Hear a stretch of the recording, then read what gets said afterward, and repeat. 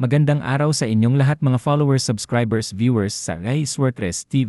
Bossing ito na po ang mga clue numbers, tips o guide numbers sa araw na ito. Palala ang mga numbers na ito ay dalawa lang, ang gagawin nyo lang ay pumili sa mga guide numbers at tingnan nyo sa mga hot numbers kung mag-match ba. At para mabuo nyo ang tatlo numero sa Swertres, pag-aralan maigi kung paano mag-match up ng numero. Maraming salamat po sa inyong lahat mga bossing. Ang ganda ng araw nyo mga bossing, ito na po ang mga hot numbers natin sa araw na ito. Palala lang po, may mga kulay ang bawat set ng mga numero. Ang berde at asul ay para sa mga eskalera numbers at ang dilaw ay para sa mga double numbers at ang puti ay para sa S2 numbers. At tandaan nyo, bawat numero ay magkaiba ang mga set at kulay ang lalabas. Halimbawa, lalabas ang set ng dilaw sa araw na ito, kinabukasan malaki ang tsansa na kulay berde at asul ang lalabas kinabukasan. Tandaan at pag-aralan nang maagi ang mga set ng numero araw-araw at maari din nyong balikan ang naunang post ng mga numero para sa pagpili ng mga numerong tatayaan. Maraming salamat po. Magandang araw po sa inyong lahat mga bossing, subscribers, viewers. Narito na po ang mga hot numbers sa araw na ito. Paala-ala lang po, may mga color coding ang mga sets ng mga